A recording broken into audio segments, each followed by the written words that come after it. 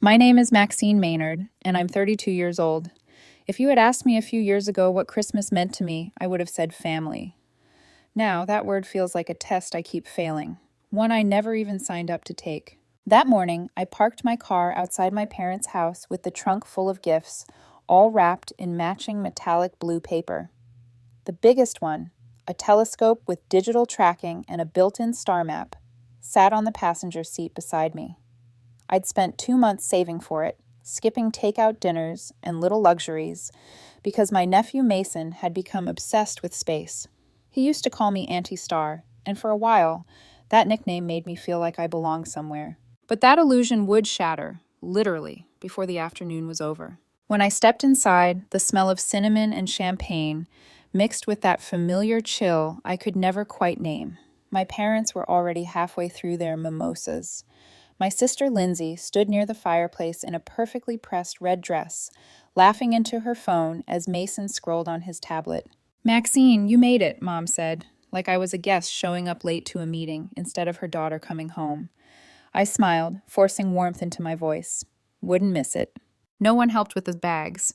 Lindsay glanced up, saw the gift stack, and said, "Wow, went a little overboard this year, huh?" I just smiled again, pretending it didn't sting. I placed the telescope box near the tree. The wrapping gleamed under the lights. Bright, hopeful, maybe a little desperate. When it came time to open presents, Mason's eyes lit up.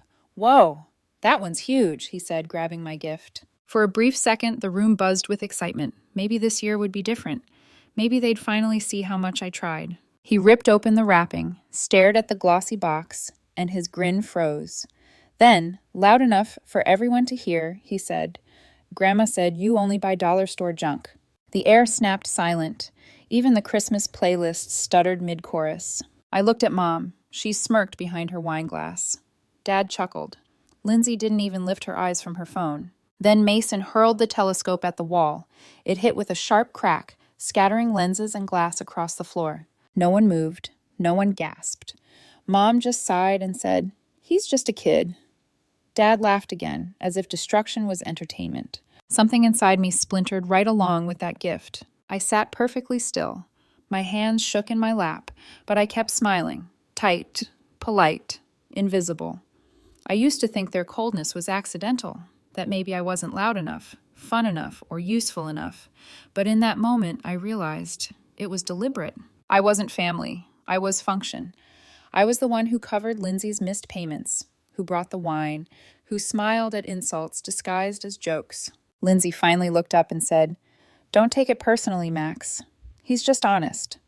Then she laughed. I swallowed hard. Guess honesty runs in the family. That earned a few side glances, but no response. I stayed another 40 minutes, pretending to have somewhere to be. When I stood, Mom said, "Leaving already? Dinner's in an hour." I smiled. "I have things to finish." Nobody asked what. Nobody stopped me. Back in my car, the house glowed behind me. Warm, loud, full of laughter I wasn't part of.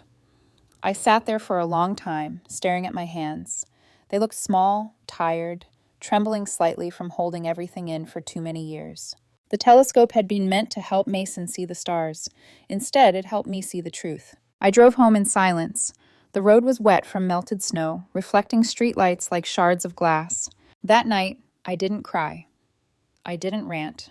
I just opened my laptop, logged into my bank account, and looked at the last transaction, $1,200, a transfer to Lindsay for Mason's winter tutoring program. I hovered over the refund button for a long minute. Then, without flinching, I clicked Dispute, Submit. The confirmation screen blinked once, a small, quiet sound, barely a click, but in my chest, it echoed like a door locking shut. "Enough," I whispered to myself.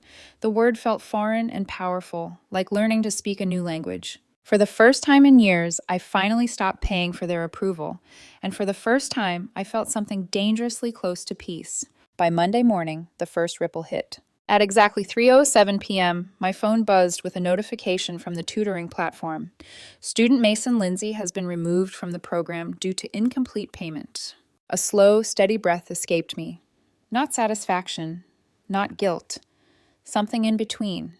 A quiet, almost clinical awareness that the balance had finally shifted. I poured myself a coffee, opened the blinds, and for once, my small apartment felt warm, peaceful, until my phone started buzzing again. Lindsay, 12 missed calls. Mom, 4. Dad, 2. By the 13th call, I muted everything. Then came the pounding on my front door. I peeked through the peephole. There she was, Lindsay, standing in my doorway with her hair tied back, still wearing her work blazer, phone in hand like a weapon. She was pacing, muttering to someone on speaker. I caught words through the wood. She's gone too far this time. She's ruining everything. My stomach tightened, but I didn't move. She knocked again, harder. Maxine, open up. You can't just pull money out of my account like that. Money out of her account.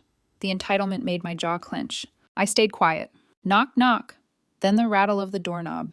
That sound, her trying the handle like she had the right to enter my home, flipped something inside me. I walked to the table, picked up my phone, and calmly dialed the non-emergency police line. Someone's trying to force entry into my house, I said.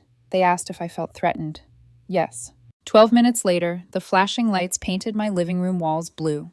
Through the blinds, I saw an officer step out, speak to Lindsay, then point toward her car. She started gesturing wildly, crying, shouting something I couldn't hear. Drama had always been her fluency. Eventually, the officer guided her back to her SUV.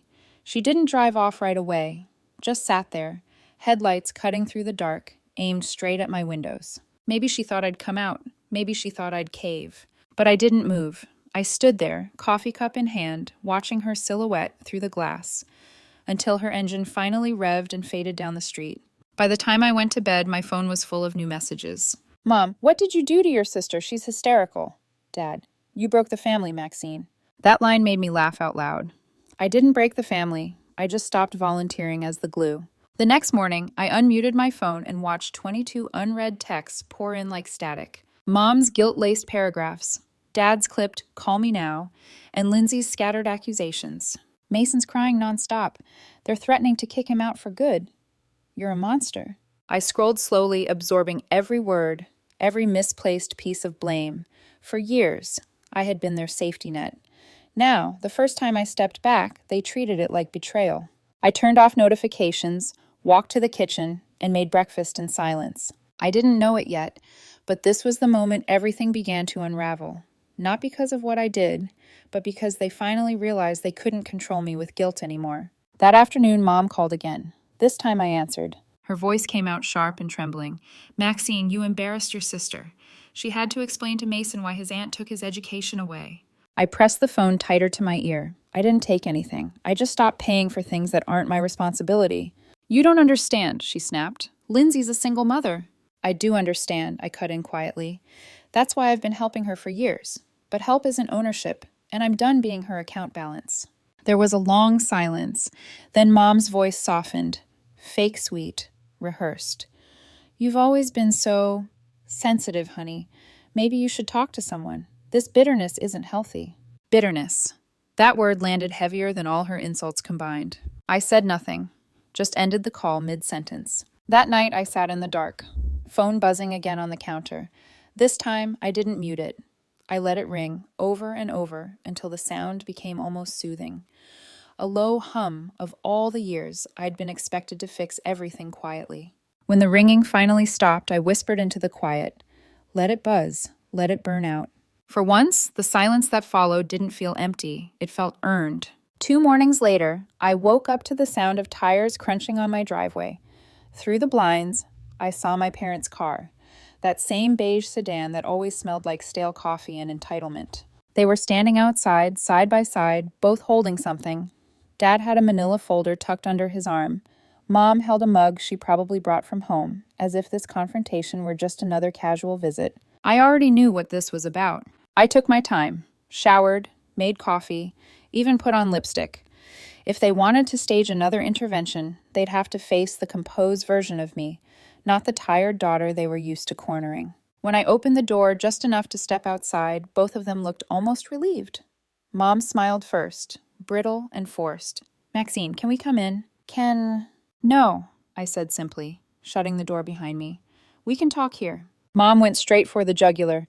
You embarrassed your sister in front of her son on Christmas. She was humiliated, Maxine. I waited, wondering if anything real would follow. It didn't. Dad's voice joined hers, flat and dismissive. You've always had a difficult personality. You overreact. You hold grudges. It's not healthy. Something inside me flickered. Not anger, just exhaustion.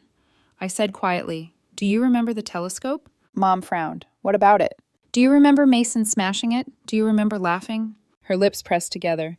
"He's just a child. Kids say things." "Right," I said, "and adults let them, when it's convenient." Dad sighed, rubbing his forehead. "Lindsay's doing her best. She's a single mother. You wouldn't understand. You don't have kids." That one landed like a knife. It always did. They didn't realize how much that line revealed. The unspoken rule of our family. If you don't have a husband or a child, you're an accessory. Your time, your money, your sacrifices, all considered less valuable. I stared at both of them. And then, calmly, I said, "Do you know how much I've given Lindsay in the last 18 months?" Mom blinked. "What does that matter?" I pulled a folded paper from my coat pocket, a printed spreadsheet. Rows, dates, amounts. $9,147. That's how much. Mason's piano lessons, his tutoring, her rent when she accidentally missed the payment, the vet bill for the dog she wasn't supposed to have. Mom's face tightened. "You're keeping score now?" "No," I said. "I'm keeping boundaries." Dad opened his folder, as if that gave him authority. He started to speak, but I was done listening. I continued, voice steady. "Every dollar I sent was out of love, but love isn't a loan, and generosity isn't an obligation. I'm not your ATM anymore." Mom scoffed. "Maxine, this attitude—" "This boundary," I corrected, "isn't up for discussion." The silence that followed was heavy enough to hear the wind move through the trees. Finally, I stepped back, hand on the door. I'm done explaining myself to people who benefit from misunderstanding me. Then I closed the door, not slammed, not locked dramatically, just quietly, firmly shut it. That evening, I sat down at my desk with a glass of wine and opened my email. Subject line, "End of contributions." The message was short, deliberate, final. "Effective immediately, all financial support from me has ended. Below is a record of every payment made, with dates and reasons. This decision is permanent. Please do not contact me with future requests." I attached the spreadsheet. I CC'd Mom, Dad, and Lindsay. And for the first time, I added read receipts. At 9:04 p.m., all 3 emails showed as opened. By 9:10, I poured another glass of wine and waited. No one replied, not that night, but by the next morning, the consequences had already begun. Mason was dropped from 2 extracurriculars.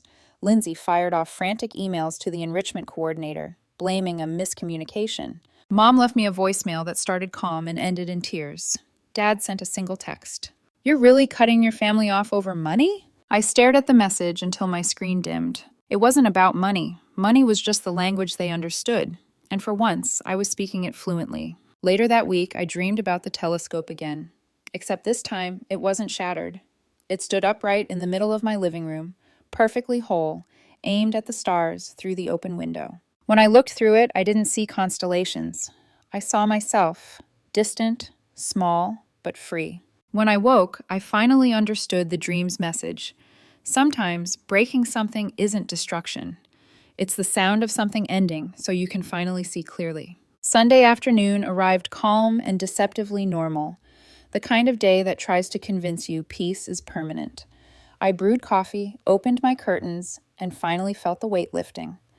Then my phone vibrated. "Lindsay tagged you in a post." My stomach sank. She had never tagged me in anything before. When I opened it, the image loaded slowly. Mason, standing outside a closed tutoring center, holding a cardboard sign that read, "I just want to learn. My aunt took my future away." The caption beneath it read, "Family is supposed to support you, not sabotage your child's dreams. Some people just can't stand to see a kid succeed if he doesn't say thank you the right way." And there it was, my name, bright blue and clickable, right next to her fury. The comments poured in like acid, old classmates, relatives I hadn't spoken to in years. Wow, cold-hearted. She must be jealous. What kind of aunt does that to a kid? Every heart emoji Lindsay dropped under the worst comments felt like another knife. I didn't respond, not yet. Instead, I took screenshots. Every line, every name, every timestamp. Then I sent one short email to her inbox. Subject, defamation has consequences. An hour later, the post was gone, but the damage wasn't. The next morning, I was called into HR. The meeting room smelled faintly of burnt coffee and toner. Across from me sat my manager, a woman who had always smiled at me in the hallway. Now her smile was replaced with careful neutrality. Maxine, I received an anonymous complaint, she said softly. It claims you're financially manipulative toward children and use money to control family members. For a heartbeat, the world tilted. My pulse roared in my ears. Someone actually sent that? She nodded. I had to bring it up, formally. I pulled out my phone, opened my folder of screenshots, and slid it across the table. Here, I said. This is what's really happening. She scrolled in silence, her expression shifting from suspicion to quiet disbelief. Family? She finally asked. Unfortunately, I said. She nodded slowly, exhaling. I'm sorry, Maxine. This is uncalled for. I'll document everything and close the matter. But even when the meeting ended, the humiliation didn't. The thought of Lindsay dragging my name into my workplace, the one place I'd built my own identity, made something in me harden permanently. That night, while I was preparing dinner, my phone buzzed again. This time, it was an email from Mason's old tutor. Hi, Maxine. Lindsay told me you'd be covering her outstanding balance of $12,200. Just checking when you'd like to send the payment. I read the message twice, feeling a cold fury crawl up my spine. Attached was the tutor's invoice, 4 months unpaid. Lindsay had used my name. I wasn't even done processing when another message appeared. This one from a local arts foundation. We're reviewing Lindsay's grant application. She listed you as her financial provider. Could you confirm this relationship? My throat went dry. Attached was her grant form. Next to primary financial supporter, my name, address, and email were typed neatly, all correct.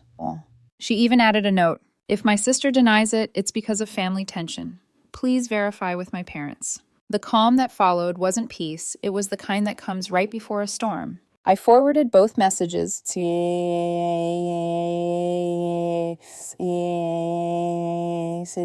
Tutorson Grant to a lawyer friend I'd met years ago in a community workshop. His reply came within 10 minutes. This is fraud, Maxine. Don't respond to anyone directly. Forward me everything. I did. Every email, every receipt, every instance of her using my name like it belonged to her. That night, I sat on the edge of my bed, phone lighting up with new notifications. Mom calling, Dad texting, a group chat I refused to open. When I finally did glance at it, the message from Mom was short, brittle, and soaked in denial. There must be another side. Don't turn your back on family over a misunderstanding. A misunderstanding. That's what she called 4 forged documents, 1 fake grant, and a public smear campaign. My father said nothing at all, and that silence told me everything. They weren't just victims of Lindsay's manipulation. They were complicit in it. The next morning, I drove to work early, not because I had to, but because I couldn't stay in that apartment another minute. The sky was gray, heavy, the kind of color that promises change. I parked, sat in my car, and whispered to myself, "You're not crazy. You're not cruel. You're just done." And that word, done, sounded final in a way nothing else ever had. But the story wasn't finished, because when people like Lindsay lose control, they don't stop. They escalate. And I was about to find out just how far she'd go. 3 days later, my phone buzzed again, this time with a number I didn't recognize. When I answered, a man's voice introduced himself as an investigator with the State Department of Education. He spoke calmly, professionally, but every word felt like a strike against the air around me. Ms. Maynard, we're reviewing a scholarship application under your name. Your signature appears on a financial endorsement form for a minor named Mason Lindsay. Could you confirm your involvement? I froze. My heart started pounding in a slow, measured rhythm. I didn't sign anything, I said carefully, and I have the proof to show that. He paused, just long enough to confirm what I already suspected. Lindsay had forged my name. By that afternoon, I'd emailed him an affidavit confirming the forgery and attached copies of the previous fraudulent documents. Within 24 hours, the board sent me a formal statement. Thank you for your cooperation. The scholarship has been rescinded for misrepresented financial support. The words were polite, bureaucratic, but the meaning underneath was seismic. Someone was officially under investigation. That night, just before midnight, headlights swept across my living room window. I peeked outside. Lindsay stood on my porch. Her hair was disheveled, her coat half-zipped, and next to her, clutching a folder, was Mason. My stomach twisted. I opened the door a few inches, just enough for my voice to carry. What do you want, Lindsay? She exhaled shakily. I need to talk, please, for him. She nudged Mason forward. His eyes were red and puffy. He held out the folder with trembling hands. Inside was a handwritten note in crayon. "I'm sorry for what I said. I really like the telescope." For a second, my throat closed. The handwriting looked genuine, messy, uncertain, human. But I couldn't know whose words they truly were. Mason's or hers. I looked at my nephew and said softly, "It's not your fault, Mason." Then I turned my eyes to Lindsay. "But this stops here." She didn't respond, just stared at me with tears that looked like strategy. I closed the door gently, not out of cruelty, but out of survival. The next morning, I found an email from my mother waiting like a trap in my inbox. "Maxine, please be the bigger person. Lindsay's account is frozen. She can't access anything. Mason is scared. Please help your sister before this gets worse." Before this gets worse, as if I had been the one forging signatures, filing fake documents, and weaponizing motherhood. I forwarded the email to my lawyer. His reply was one word: "Good." By the end of the week, the investigation had expanded. An officer from the Office of Fraud Recovery reached out. They had uncovered multiple incidents of falsified financial reports, fake income statements, forged signatures, even a grant application that listed me as a co-signer. 5 separate documents tied to my name. I sent them everything: emails, messages, screenshots, receipts, every breadcrumb of deceit Lindsay had left in her wake. And for once, I wasn't trembling while hitting send. I felt steady, whole. 2 weeks later, a friend from our hometown called. Her voice was hushed, uneasy. "Maxine, I saw Lindsay outside the grocery store today. Hoodie, sunglasses, pacing like she was waiting for someone. She looked smaller than I've ever seen her." I didn't respond right away, not out of spite, but because I didn't recognize the name she'd said. The person who used to control, manipulate, and drain everyone around her, that version of Lindsay had finally started collapsing under her own weight. A few days later, another message appeared in my inbox, this one from a mutual acquaintance. "I don't know if you've heard, but Lindsay might lose custody." The words landed like a distant echo. Not joy, not shock, just a hollow ache of inevitability. I sat there in silence for a long time, trying to feel something, but all I felt was tired. Weeks passed. Mom sent one more email, her final attempt to rewrite history. "Don't punish the family for one mistake." One mistake, as if it hadn't been years of taking, lying, and pretending it was love. I never replied. I sold my house 2 months later, packed everything that brought me peace, and moved 3 states away. New apartment, new job, new number. No one had my address except my lawyer. On my first night there, I sat on the balcony, wrapped in a blanket, watching the sky fade from orange to navy. The stars above were faint, blurry. The city lights drowned most of them out. Still, I found one bright spot near the horizon and thought of the telescope, the one that shattered when I finally saw my family clearly. I kept one cracked lens from it, framed on my desk like a reminder, not of loss, but of clarity. Because peace doesn't come from being understood by the wrong people. It comes from finally understanding yourself and walking away without looking back.